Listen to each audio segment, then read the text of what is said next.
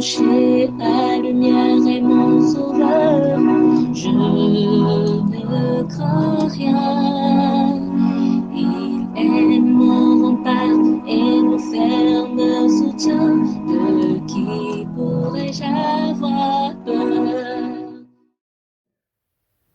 Shalom.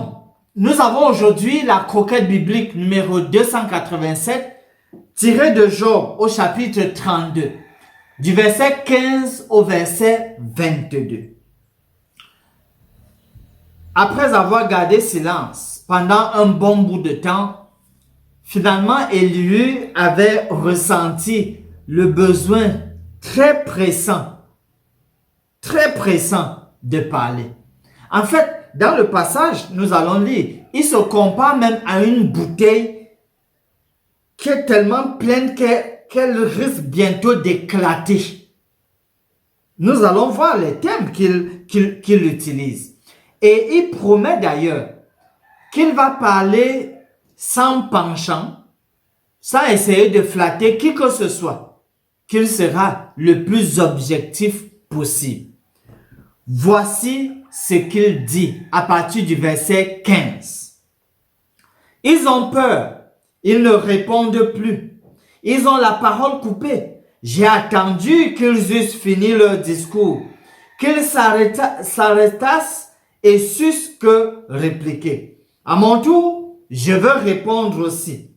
Je veux dire aussi ce que je pense, car je suis plein de paroles. L'esprit me presse au-dedans de moi. Mon intérieur est comme un vin qui n'a pas d'issue, comme des outres neuves qui vont éclater. Je parlerai pour respirer à l'aise. J'ouvrirai mes lèvres et je répondrai. Je n'aurai point égard à l'apparence et je ne flatterai personne, car je ne sais pas flatter. Mon Créateur m'enlèverait bien vite. Voilà donc comment Élihu promet d'être objectif et c'est totalement nécessaire pour lui de parler. Comme nous le savons, il ne faudrait pas fustiger les malades parce que c'est ce que les amis de Job ont eu à faire en définitive. On ne fustige pas les malades sur leur lit de maladie.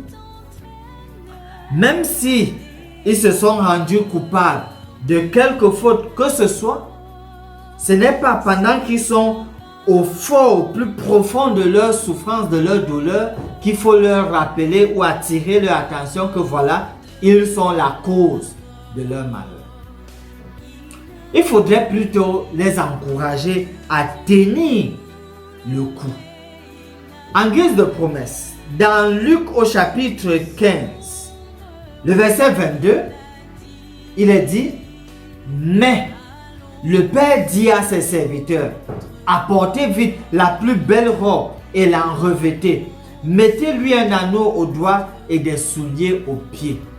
Mais, c'est-à-dire l'enfant prodigue, lorsqu'il revient et se confesse, on se sera attendu à une punition parce qu'il est fautif. Mais au lieu de cela, voici tout ce que le Père aimant fait à l'endroit de l'enfant prodigue. Mais ainsi, nos malades peuvent être bien fautifs de choses, mais par amour, afin de les encourager, nous devons refuser de les fustiger sur leur lit de malade. Dieu ne vous fustige pas, cher ami. Finissons par ce mot de prière. Alors que nous venons continuellement à toi, Seigneur bien-aimé, nous voulons vraiment que tu saches que nous dépendons de toi en apportant les soins de santé aux patients. Aide-nous à discerner les cas où nous devons garder silence et quand est-ce qu'il faut quelques paroles brèves. Dans de tels cas, s'il te plaît, parle à l'esprit de tel patient et donne-leur la paix avec toi et la paix dans leur cœur Nous prions dans le précieux nom de Jésus. Amen.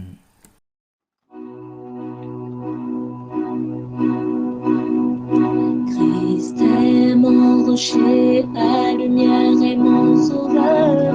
Je ne crains rien.